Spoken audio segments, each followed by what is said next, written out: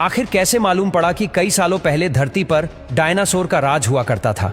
आज से लगभग 6 करोड़ साल पहले हमारे प्लेनेट पे ऐसे जानवर राज करते थे जिनको आज हम डायनासोर के नाम से पहचानते हैं। इन डायनासोर ने हमारी दुनिया पर 100 या 1000 सालों तक नहीं, बल्कि ये पूरे 18 करोड़ सालों तक इस दुनिया पर राज करते रहे। एक एस्टीमेट के मुताबिक जब जुरासिक पीरियड का दौर चल रहा था तो अर्थ पर 400 बिलियन से भी ज्यादा डायनासोर हुआ करते थे, यानी 40,000 करोड़ से भी ज्यादा। लेकिन अभी तक हमें कोई एक भी ऐसा डायनासोर का फॉसिल नहीं मिला जो बिल्कुल अपनी असली हालत में मौजूद हो, लेकिन अब शायद मिलने जा रहा था। साल 2011 में शोन फंक नामी शख्स कनाडा की एक माइन पर खुदाई का काम कर रहा था। ये खुदाई जमीन में 200 फीट डीप सैनकोर मिलेनियम माइन के लिए की जा रही थी, जो कनाडा की प्रोविंस अल्बर्टा में मौजूद है। दोपहर के 1:30 बज रहे थे और खुदाई का काम जोरों शोरों से चल रहा था। वैसे तो यहाँ की मिट्टी बिल्कुल सॉफ्ट थी और इसी वजह से एस्केलेटर को ज्यादा जोर भी नहीं लगाना पड़ रहा था। लेकिन फिर एक पॉइंट ऐसा आया जब एस्केलेटर को अपने दांत मिट्टी में डालने के लिए जोर लगाना पड़ा। शोन फंक को लगा कि शायद उसके रास्ते में कोई बड़ा पत्थर आ गया है। जब उस पत्थर पर जोर लगाया गया तो शोन को एक अजीबोगरीब पैटर्न जमीन में धंसा हुआ नजर आया। चारों तरफ डार्क ब्राउन मिट्टी और उसके बीच में एक ऐसा पैटर्न जिसके अंदर इस तरह के सर्कल्स बने हुए थे।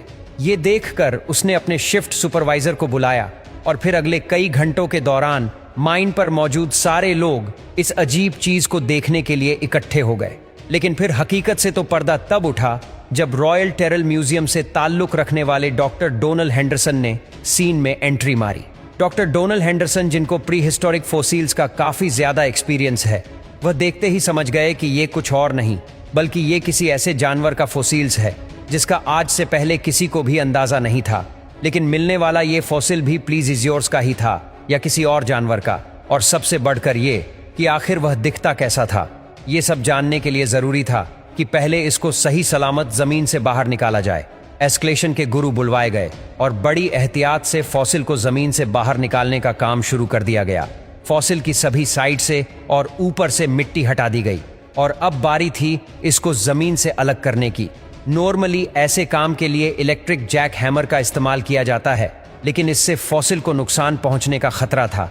इसी वजह से एक्सपर्ट्स ने हाइड्रोवेकिंग टेक्नोलॉजी का इस्तेमाल करने का फैसला किया।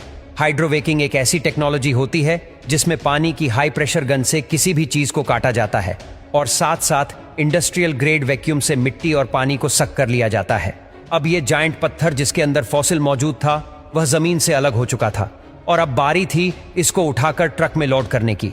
एक्सपर्ट्स का ख्याल था कि इसको क्रेन की मदद से उठाकर ट्रक में आसानी से लोड कर दिया जाएगा।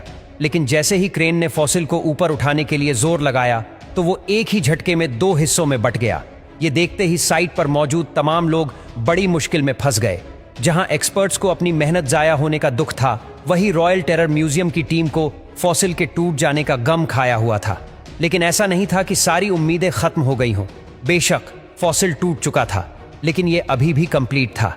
इसके अंदर क्या कुछ छुपा है ये जानना अभी बाकी था।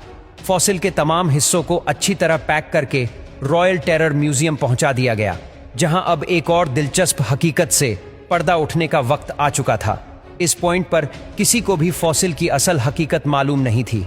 करोड़ों साल जमीन के अंदर दफन रह जाने की वजह से फॉसिल को इसके इर्द गिर्द जमे हुए पत्थरों से अलग करना एक ऐसा काम था जिसमें सालों की मेहनत रिक्वायर्ड थी, लेकिन ये काम करना बेहद जरूरी था।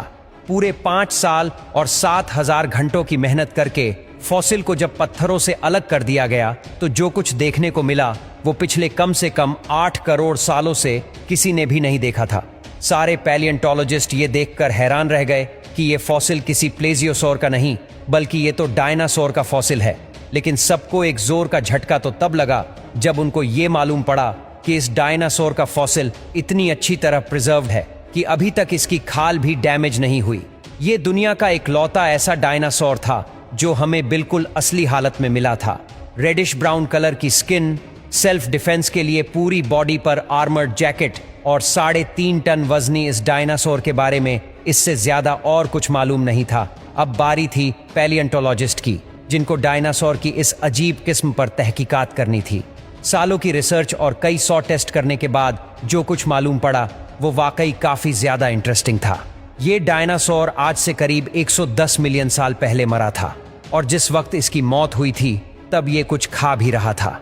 आहिस्ता आहिस्ता चलने वाला ये डायनासोर प्लांट्स खाता था और हैरत अंगेज तौर पर इसके पेट से उस प्लांट के ट्रेसेस भी बरामद हुए जो इसी के साथ प्रिजर्व हो गए थे। ये डायनासोर जुरासिक एज के उस हिस्से में पाया जाता था जब इस दुनिया पर रेप्टाइल्स का राज हुआ करता था।